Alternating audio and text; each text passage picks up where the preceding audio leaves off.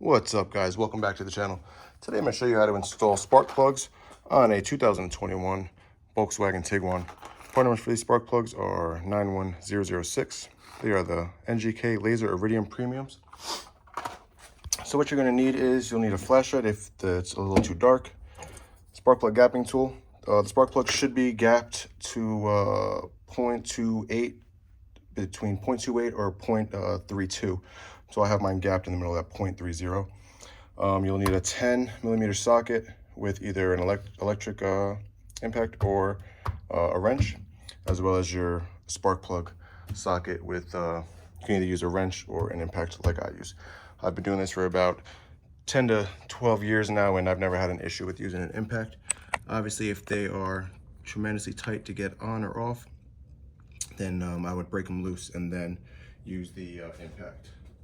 So for starters, bring my spark plugs over to here.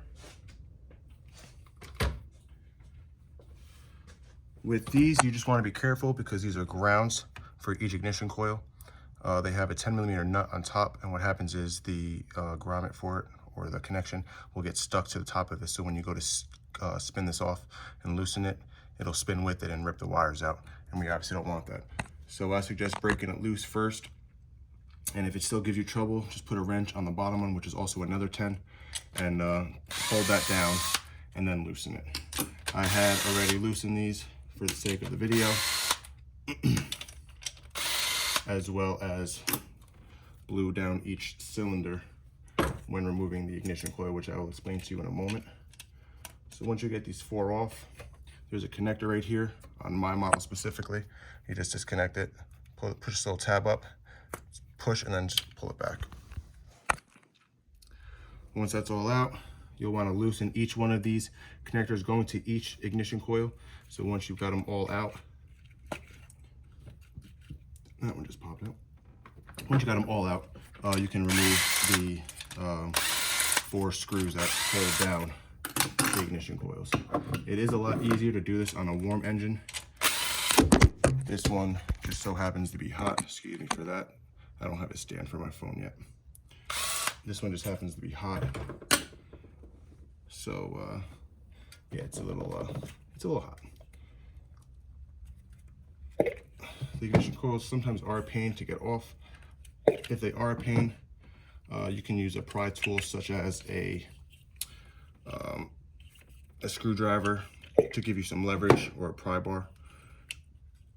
Usually, depending on how many miles you have, they're fairly easy to pop out. So what I was saying before with spraying down each ignition coil hole or spark plug hole, sometimes debris will wind up down there. But as you can see, I already blew out inside each one of them.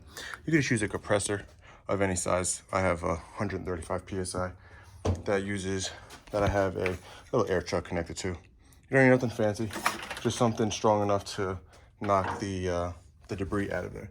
So that when you take the spark plugs out, debris doesn't fall into the... Why does it keep doing that? So annoying. That way the debris doesn't fall down in each cylinder, because that'd be bad. Some people will say that using an impact on the spark plug is bad, but like I said, I've been doing this for a little over 10 to 12 years now, and I've never had a problem with it.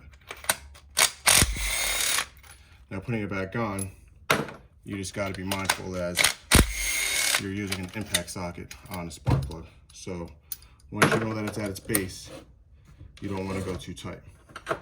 Now, each spark plug has a little bit of anti-seize on it for the next time you want to replace them. It's easier to come out.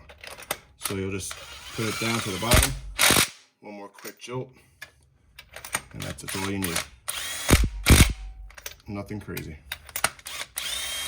And this is a 3/8 impact, so it doesn't have that much strength. So once you have all the spark plugs back in, simply just put the ignition coils back in. They just push back in. You will hear a puff of air come out. That's okay and normal because these have seals on them. So when you put them in, it's just the seal resealing. So with each one in, you just want to make sure that the connectors fall back into place. You'll hear 4 clicks. With each ignition coil, you want to put the screws back in.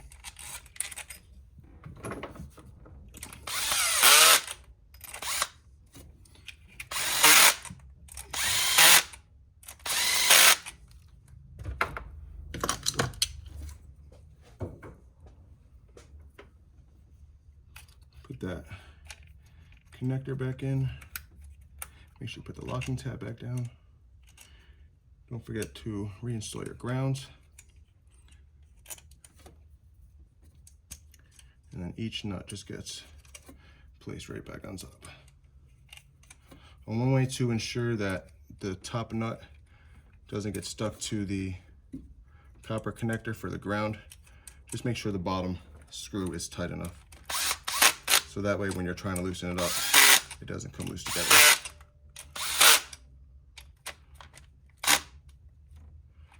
Perfect.